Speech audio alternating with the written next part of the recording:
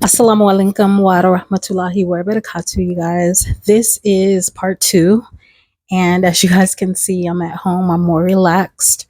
I just watched a video on fibromyalgia with Dr. Christopher Acree, and that was on the Mayo Clinic page.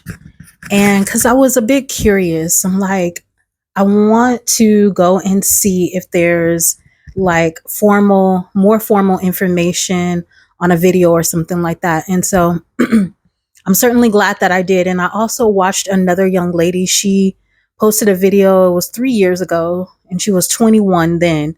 So she's 24 now. And she was saying how she got diagnosed with fibromyalgia and how it affected her.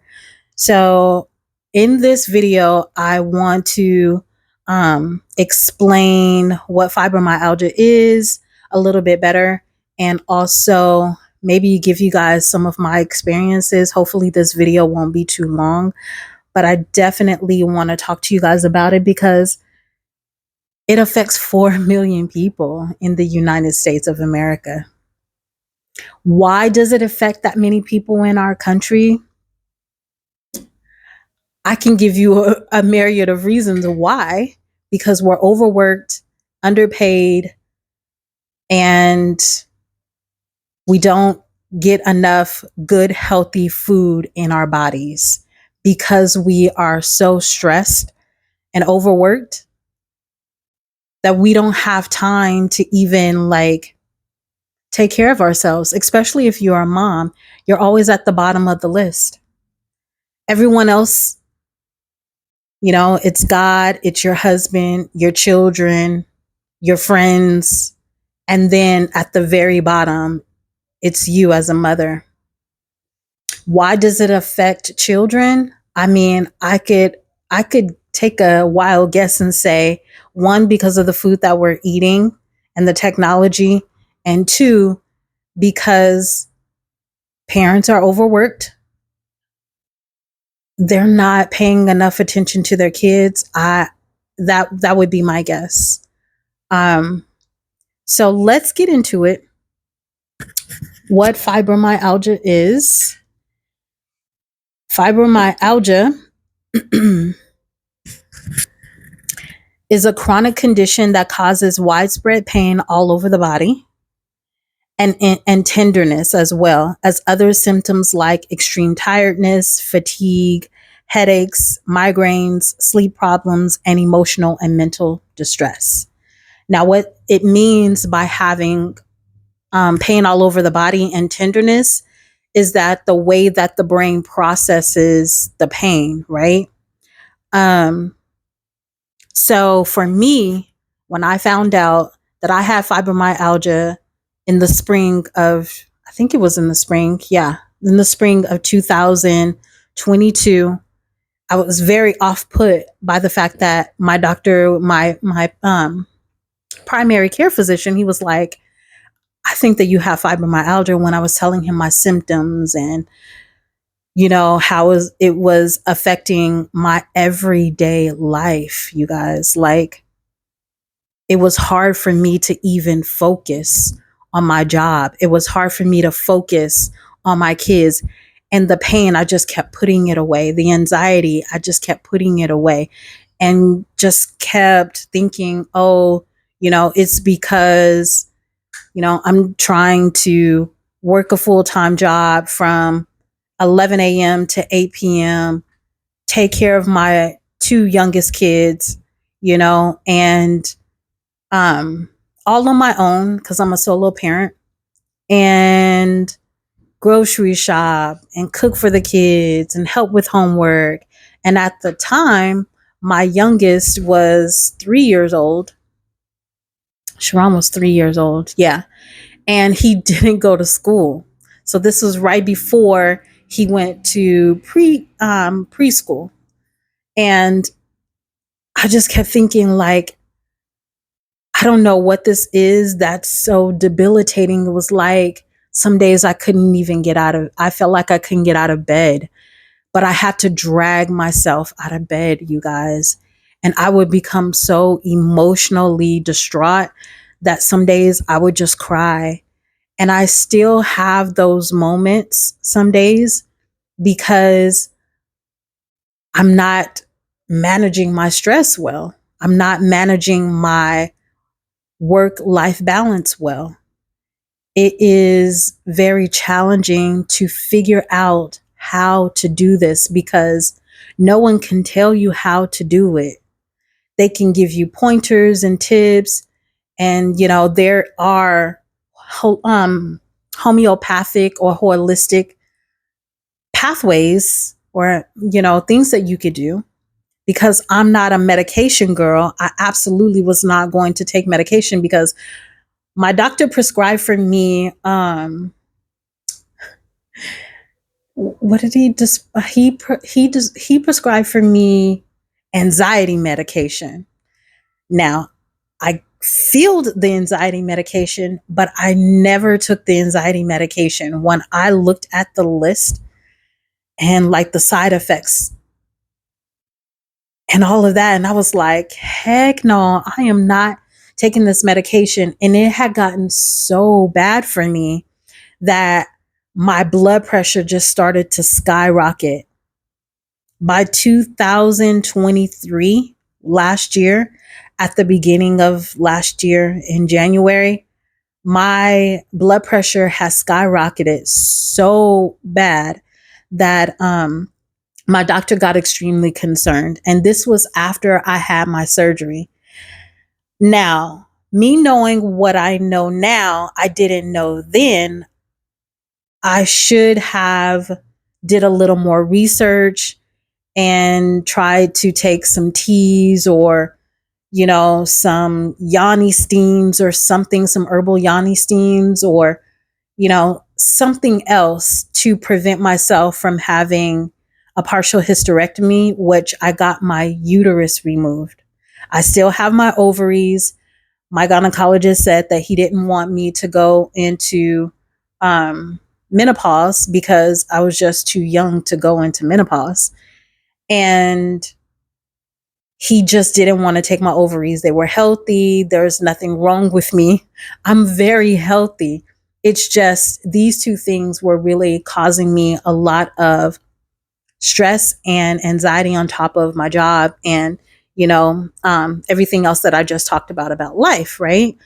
So I wish I would have did a little more research or had more time to try that homeopathic medicine, that holistic medicine with teas and, and herbs and stuff like that.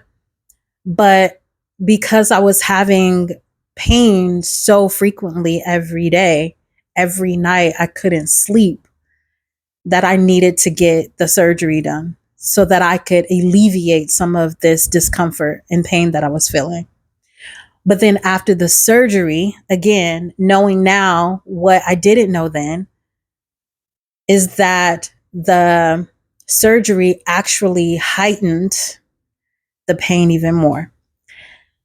So let's keep going and talk about fibromyalgia and again, what it is and some of the symptoms. So it does cause extreme tiredness and fatigue. That's because your body is sending you fight or flight messages, you guys. And to live with that kind of extreme pain. And when I say pain, I'm talking about nerve pain in my fingertips, in my toes, underneath my foot, like not the ball of your foot, but the part right in here, part of your foot in the middle of your foot, where your curve is. I felt a lot of pain and heat there. Where else? Like, I remember I had pain in my wrist. My wrist was so painful in the joints. Like, I could cry. I had pain in my arm, right in here, like the tenderness that they're talking about. Like if I touched it, a certain part of my forearm, it would just be so tender and sensitive, and just like even just grazing on top of my skin would hurt. Um, Pain in my neck, pain right here in my upper chest. Some days I would have to take essential oil and like shea butter or grapeseed oil or jojoba oil, almond oil, whatever I could find as a carrier oil to mix with the essential oil. I would rub that on my chest and just massage my chest, and it would be so tender and sensitive. The upper parts of my neck, right in here, I would have to massage often. I would have to daily massage my feet. I would have to daily massage my hands, like so much pain. And it would just come out of nowhere. Like I would be feeling, I felt like I was fine, but then I would get triggered with stress, right? Or anxiety. And I remember calling and telling my mom one day, I'm like, I feel like I'm having an anxiety attack.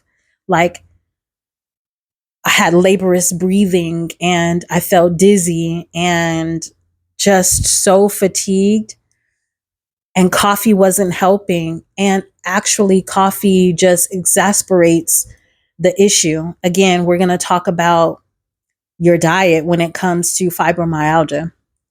So that's one thing. And then headaches, you can get headaches. So frontal headaches right in here, you can be very sensitive. I started massaging my face with a jade massage roller because jade is so cool and it makes your skin feel so cool and so great. Like even now, like I'm a hot-blooded person. I guess the palms of my hands and the bottom of my feet are very warm. And sometimes I can't even stand to even like touch myself because I'm so hot, you know? And so using the jade facial roller would really help me to stay calm. Like I would do that throughout the day. It just made my face feel amazing, and it would massage my temples and around the my hairline, around the outside of my face, even in here, cuz sometimes you can get so anxious that your jaws clench up. The symptoms that I had for many, many years before I was diagnosed with fibromyalgia, and we'll talk about the different stages of it because there's like 4 or 5 stages of fibromyalgia. But I think that in the beginning, when I first had it, when it was like onset, and probably towards the second stage of it, I used to always, my eye used to twitch like constantly every day. My eye would be twitching and twitching and twitching. It started off as at the top of my eyelid, and then increasingly over time, I would say in the chronic stage is when my lower eyelid would just twitch. Now I have learned to, by trial and error, learn to manage my fibromyalgia. It takes time, and you have to be really patient with yourself. And it is a daily process. It is a daily, active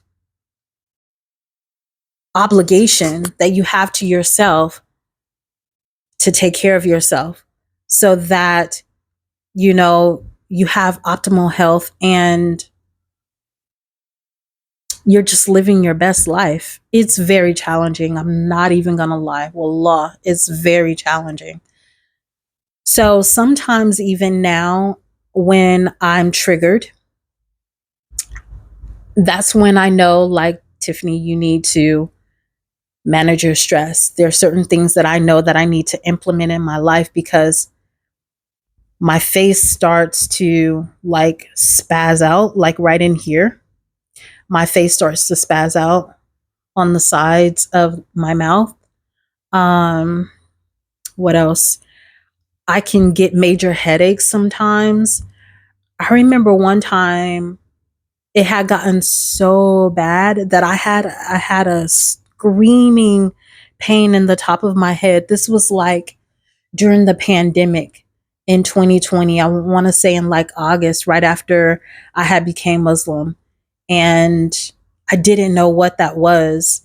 And someone I know, he told me, you better get to a doctor and see what's going on with you. And I'm like, it literally felt like someone was like pulling my skull apart and doing brain surgery. It was excruciating pain.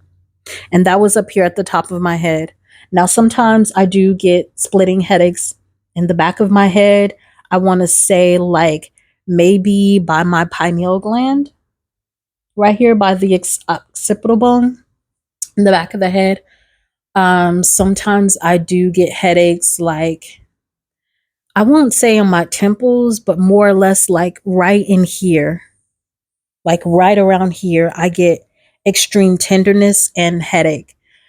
And that is, also a sign for me to slow down, relax, breathe, take better care of myself. Um, what else? Sleep problems. So with the sleep problems, it can disrupt your sleep to the point where you cannot go to sleep. Some days I would just lay in the bed, just lay there in the dark, quiet, and can't sleep. So when that happens to me, sometimes I go and I turn on recitations because that also helps to relax me. Um, and I take melatonin. So sometimes I'll take melatonin if I'm extremely fatigued. I did that a few days ago, and it really helped me when I finally fell asleep. It helped me to stay asleep and relax. And I felt refreshed the next morning. Emotional and mental distress. So, the emotional and mental distress that comes along with fibromyalgia, again, it can be very debilitating. Onset of just emotional outburst, extreme crying. Like when I say extreme, like tears just pouring down your face. Maybe you would even start like hyperventilating because you can't get control of your emotional state. And you're in pain and you're so distraught mentally that you're crying. At least I do. I'm crying to Allah subhanahu wa ta'ala for a way out. Like, please make this go away. Wallah, please make this go away. And I just start, making dhikr. For me, because I'm Muslim, I had to learn how to use my spiritual rituals and my holistic modalities together. And the modalities that I use are very practical, rational, impactful to my well being, and they do not contradict my spiritual practices.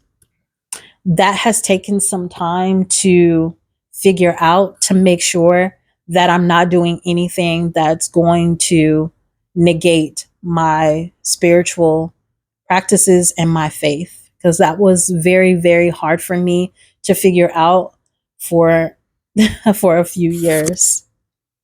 So fibromyalgia amplifies painful sensation by affecting the way your brain processes pain. Again, I said that earlier. Process the pain signals, meaning people with fibromyalgia are more sensitive to pain than most people without the disorder. While there's no cure for fibromyalgia, it can be effectively treated and managed. Early diagnosis and treatment is key to successful management. Again, a lot of people don't even know that they have fibromyalgia because it's not I won't say it's not a clinical diagnosis because apparently it's a clinical diagnosis, right? Especially if the Mayo Clinic is saying that it's a clinical diagnosis. And I'm not saying that they are the end all be all, but I knew that something was wrong with me, and I kept talking to my doctor, and I kept talking to my doctor, and I kept showing up, and I kept calling him, and I'm like, can we just do a whole full, blood analysis of what's going on with me? And my blood work came back, and some of my, I don't know if some of um my blood work came back low in certain areas. I can't remember which ones at the time, but I know that my vitamin D was extremely low. So my doctor put me on D1 and D3 tablets that I had to take. One I had to take once a month. The other one I had to take, or is it once a week? One I had to take once a week. The other one I had to take every day. And so I'm also mindful of that. Again, I'm not a girly that likes to take medications and pop pills. That's never been me. If I would just endure the pain, and if it got too extreme, then I would take an ibuprofen, something like that. So there's medication that you can take, but I steer clear of the medication. It's not my jam. I'm not interested in taking medications because they come with all the other side effects. I would much rather do it in a holistic way to where I can manage it myself. I know what it is that I need to do and what I need to take. But again, it's been trial and error. Another thing that I found out is B6 and B12 is very good for you too when wanting to manage your stress. So in my early 20s, I used to take ginseng. I used to take a lot of herbal supplements. And I don't know why I stopped taking them, because they would make my body feel so good and healthy. And I don't know why I stopped taking them, but what I want to do and what I highly suggest, if you can afford this, because not everybody can, right? Especially in these times when everything is so extremely expensive, the cost of living, gas, food is so expensive. And so if you can afford it, I would say get ginseng root, go to a Chinese market and get ginseng root. That really helps with your cognitive, function, and to be able to focus. It's good for the body. And there are other things that you can do. I know that you guys have seen me make like homemade salsa and things like that. The homemade salsa that I make, I do incorporate jalapenos and cayenne pepper. Cayenne pepper helps to your body to absorb the nutrients. So again, if you are going to use supplements like D vitamins, B vitamins, and ginseng, I highly suggest that you take a pinch of cayenne pepper and maybe put it in, maybe make yourself like a lemon or a lime ginger shot and add a little bit of cayenne pepper. That helps you to absorb the nutrients. Okay. So it doesn't necessarily, fibromyalgia doesn't necessarily affect your lifespan per se. Me personally, I think that it does, because if it's harming your quality of life, then it's most definitely shortening your lifespan. Again, I will say, if you do not learn how to manage this disorder and have a better quality of life, it will affect your lifespan. We know that stress is one of the leading cause of death, right? It causes heart attack, heart disease, all kind, high blood pressure, right? Hypertension and anxiety and depression. So we need to learn how to manage our stress levels. There's so much information here that I wrote down, and I don't know if I want to go into all of it in this one video because I'm already like 25 minutes into the video, and I didn't want to make it super long. I kind of want to break it up into parts so that it isn't super long. And I will also discuss more about fibromyalgia and like some of the symptoms and the stages. But I have to definitely say that what I do for my fibromyalgia to manage it is I practice mindfulness and meditation. In my religion, in my faith, because I don't really like to call Islam a religion. It is a faith-based practice to me. It is a faith-based spiritual practice. And some of the modalities that I use is meditation and mindfulness. Now, when it comes to Islam, it is not prescribed for us to listen to music for a myriad of reasons. That's something that I may talk to you guys about in a later video. If you know, you know, you can look it up yourself and see what the effects are of listening to music, because we have to be mindful of what we see, what we hear, what we touch, you know. And when it comes to Islam, it's really your niyyah, your intentions. So everything that we do is intentional.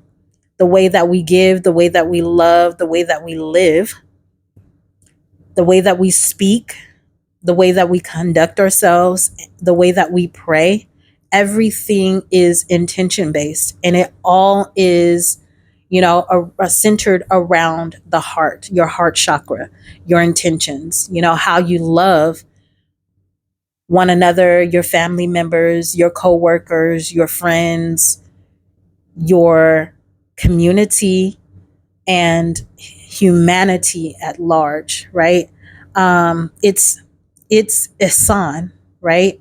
It's ihsan. It's your intentions and your spirituality and your iman. It's your iman. So ihsan is your iman. Like it ebbs and flows. Your iman does, depending on your mental state and what you're going through. Again, that's for another video. But I do practice mindful meditation. I do listen to sound bowl music. I have found, for me personally, don't come for me in the comments. You do what you do, I do what I do, and this has been working for me. And it is meditation music. It's sound bowl music that really, really helps me. I put headphones on. I listen to my sound bowl meditation. It helps me to be centered. I also listen to recitations of the Quran. That helps me to be spiritually sound, right? So the sound bowl music helps me to be mentally sound, right? And the recitations help me to be spiritually sound. So I use both of those together as my healing modalities. I also use essential oils, and you know, I massage my hands and my feet and my face, like I said again, and my shoulders, my neck. Now, I used to get massages, but again, massages can be expensive. In the Muslim community, we know that cupping is very, very beneficial. Yes, Muslims do cupping and massages. It is prescribed for us. It is not abnormal to utilize these types of health holistic modalities to heal ourselves. I have not experienced cupping yet, but there are a couple of sisters in my community that I would love to get that kind of treatment. I just have to be able to afford it.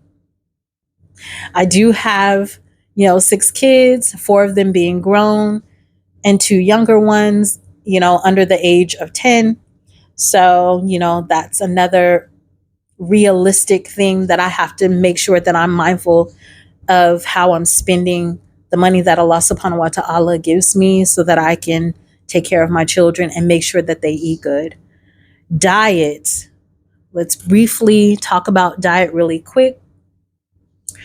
What you eat is very important. I started intermittent fasting again because the longer I go without food, I do still have, like, today I had tea, I had green tea, I had a fruit smoothie that I made this morning, and that really made my body feel good. I did start to get hungry around, I want to say 3 o'clock this afternoon. So I did have a little bit to eat. My end goal is, next week is to be able to just go on a strictly 7-day liquid fast where I'm just having like cucumber water or grapefruit water, grapefruit shots with a little bit of cayenne pepper in them, because grapefruit is very fibrous. And if you take the skin off and throw it in a blender and blend it up, you're not only getting the juice, but you're also getting the pulp. And you should also drink that. That's the fiber. And it's going to make you feel full throughout the day. So you're not hungry, and you're also getting all the nutrients that you need. Again, having a pinch of cayenne pepper in your food, like your salsa, your, ginger shots or grapefruit shots or whatever, fruit that you want to take. Or if you just want to do, like, I don't know, some lemon juice and cayenne pepper, whatever it is that you want to do. A cayenne pepper helps you to absorb the nutrients. So we really want to make sure that we're doing that, because processed foods, bioengineered foods, even the stuff that's in our toothpaste, like titanium dioxide, which I just found this out a couple of days ago, that titanium dioxide is very harmful to the body. They put it in toothpaste, it's in cereal. You guys, read your labels. Please read your labels. Yeah, your diet is a very, very integral part of managing fibromyalgia, because even with all the mindfulness, meditation, sleep, if you are not eating properly, it's still going to cause a disruption in your sleep, a disruption in your focus, a disruption in your body, period. Like, there's layers to this, you guys. There's layers to what they're doing to us in this country that is destroying our bodies and destroying our mental health, which in return affects our spiritual health as well, because we need the energy to be able to focus on our prayers, to focus on our studies, to focus on our job, to focus on our children and give them the attention that they deserve, and also to be able to rest, right? So everything that we do in Islam, if you are on this page and seeing this video and you are not a faith practicing person, especially if you're not as a Muslim, that everything that we do in Islam is ibadah. And what ibadah means is good deeds. Everything that we do is a good deed. When we love on our children, it's a good deed. When we take care of our bodies and ourselves properly, that's a good deed. When we take care of our parents and our siblings and our nieces and nephews and our neighbors and our coworkers and humanity, it is all a good deed. When we clean our home, that is ibadah, right? When we just everything that we do is ibadah. And I love being Muslim so, so much because it teaches me how to discipline myself in on a higher level than I ever have before, and to be mindful of everything, be mindful of my intentions. And Allah subhanahu wa ta'ala, through this whole ordeal, alhamdulillah, alhamdulillah, alhamdulillah, Allah subhanahu wa ta'ala has taught me to be more patient. And He's given me more patience on a level that I never thought that I would have. Sabr is such a beautiful, beautiful aspect of Islam that I love. And there was this, before I go, and I hope that you guys are sticking with me because this we're already 35 minutes in, but there's something that I wanted to talk to you guys about when it comes to fibromyalgia and Sabr. I was listening to Ustad Noman Ali Khan. I don't know if you know him, from Bayana Institute, Bayana TV. And he says sometimes when you develop strength by going through pain, Allah subhanahu wa ta'ala engineers our life through phases of design, right? To be ready for our true mission. So sometimes Allah subhanahu wa ta'ala develops us through our pain. And we often wonder why we have to go through so much, because he's teaching us sabr. He's teaching us beautiful patience so that we can not only align ourselves with what we want, but we can also maintain that of what we were asking for in our du'as. So he says in Surah 52, Allah swears by a number of things from the mountain to the sea, and takes a number of oaths, right? To tell us to keep moving forward with patience, stay strong in our mission, don't give up on ourselves, don't give up on Allah subhanahu wa ta'ala, and just hold on, never give up, you guys. It always seems hard in the beginning and hard in the middle, but towards the end, you will realize that everything that you had to go through was for a higher purpose. And once you can see in the rear view aspect, like once you've gone through that situation, you can see how it benefited you. I hope, inshallah, that you can see how it benefited you in some way. And it has taken me many years now to learn how to be patient with myself, researching different healing modalities that are Islamic and holistic, again, trying to find that perfect balance, and making sure that I'm not transgressing against my faith, and I'm doing the right thing. The next part of this, in part 3, I'm going to talk about some of the triggers and also some of the aspects of fibromyalgia, and really kind of, just really go over fibromyalgia again, talk about some things that I didn't talk about in this episode, in this video. But yeah, make sure that you are taking good care of yourself and cleansing yourself often. We know that in Islam that we have to continue to purify ourselves. That means purify our minds, purify our spirits, and purify our bodies, because the heart constantly needs to be purified, because that's where all of our intention comes from, is in our heart chakra, right? And if we are doing things with love and intention, 9 out of 10 is going to turn out the way that it should turn out. And I just want to encourage anyone out there that's struggling with fibromyalgia to be patient with yourself, to go to counseling if you need to go to counseling.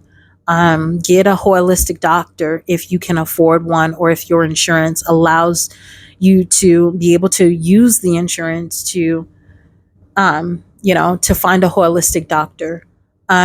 Research.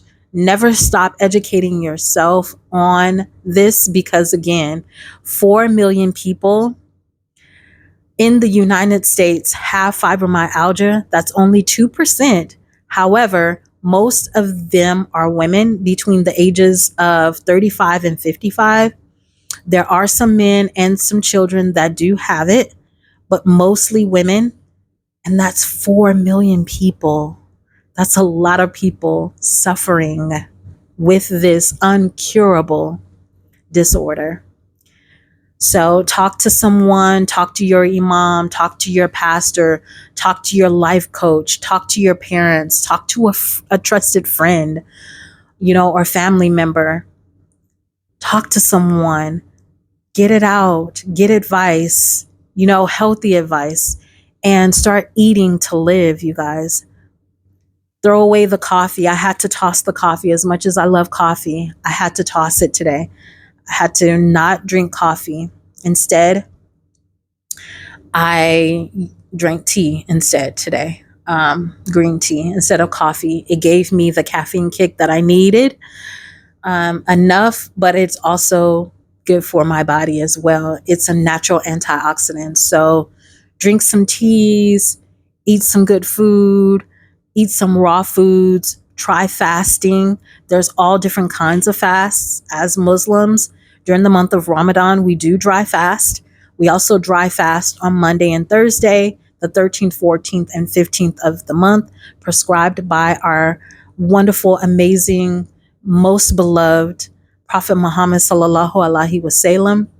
But even outside of Ramadan and Monday, Thursday, the 13th, 14th, and 15th of the month, you can do other fasts like I'm doing and going to really expand on is liquid fasting, fruit fasting, like whole food fasting, where you're just eating whole raw foods, right?